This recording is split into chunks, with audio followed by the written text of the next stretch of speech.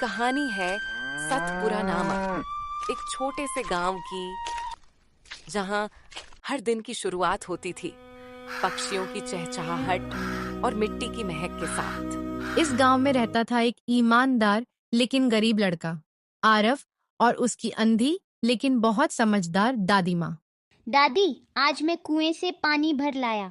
अब आप आराम करो, खाना मैं बना दूंगा। तू ही तो मेरा सहारा है बेटा। भगवान तुझे बड़ा इंसान बनाए। हर साल गांव में एक बड़ा मेला लगता था। इस बार सरपंच जी ने ऐलान किया कि हर गांव वाला अपनी दुकान लगा सकता है। सुनिए सुनिए, इस रविवार को बड़ा मेला लगेगा। हर कोई अपनी कला और व्यापार दिखा सकता है। दादी, इस बार मैं मिठाई की दुकान लगाऊंगा। अपने हाथ से बनाई मिठाइयाँ बेचूंगा। पर बेटा, दुकान के लिए पैसे कहाँ से आएंगे?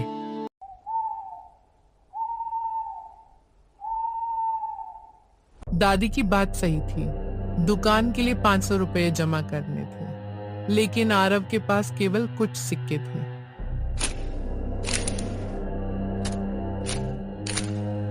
सिर्फ 47 रुपए। अब क्या करूं? भाई परेशान मत हो, मैं तेरे साथ हूँ। देख, ये 100 रुपये ले ले। लेकिन अभी भी 353 रुपए कम है। जब उम्मीद की सारी किरणें बुझने लगी, तभी आया गांव का लालची व्यापारी जग्गा सेठ। बेटा आरव, तू मिठाई बेचना चाहता है ना? ले जा मेरा माल, दाम आधा, मुनाफा 2 गुना। पर सेठ जी, इसमें मिलावट है ना? अरे कौन देखेगा? ग्राहक को मीठा चाहिए, सच नहीं। नहीं सेठ जी, मैं गलत चीज कभी नहीं बेच सकता। चाहे दुकान न लगे, लेकिन मेरी आत्मा तो साफ रहेगी। आरव ने मुश्किल रास्ता चुना, लेकिन सच्चा रास्ता। दादी ने अपनी पुरानी रेसिपी दी, गोलू ने कुछ और पैसे जुटाए, और फिर शुरू हुई मिठाई बनाने की मेहनत। सच्चाई की मिठाई कभी बेकार नहीं जाती बेटा। तू मेहनत कर, भगवान तेरा साथ देगा। मेले का दिन आया।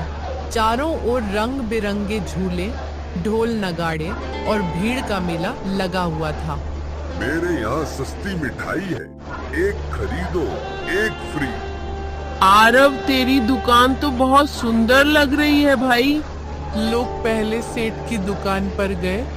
आरव की दुकान सुनसान रही, पर सच्चाई की परीक्षा अभी बाकी थी। एक बच्चा सेठ की मिठाई खाकर जमीन पर गिर पड़ा। हड़कंप मच गया। डॉक्टर ने कहा, मिलावट है मिठाई में। सेठ को पकड़ो, जहर बेच रहा है ये। सेठ को गिरफ्तार करो।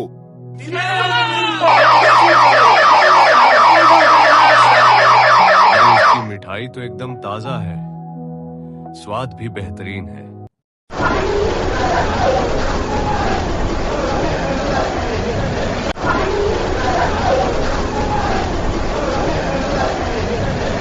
सरपंच ने मेले में सबसे ईमानदार व्यापारी का सम्मान आरव को दिया। कि इरादे अगर सच्चे हों तो रास्ते खुद बन जाते हैं। मेरा आरव आज सबसे बड़ा बन गया।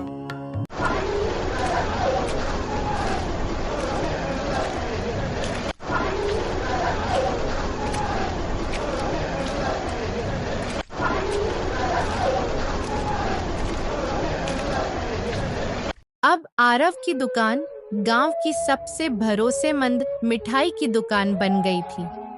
वह खुद भी गरीब बच्चों को मुफ्त में सिखाता, मेहनत, ईमानदारी और आत्मनिर्भरता। अगर दिल साफ हो और मेहनत सच्ची, तो दुनिया भी रास्ता देती है। दोस्तों, ये कहानी हमें सिखाती है कि सच्चाई और मेहनत की जीत हमेशा होती है। गलत रास्ता आसान लगता है, लेकिन उसका अंत बुरा होता है। और सच्चे इरादों की ताकत दुनिया बदल सकती है।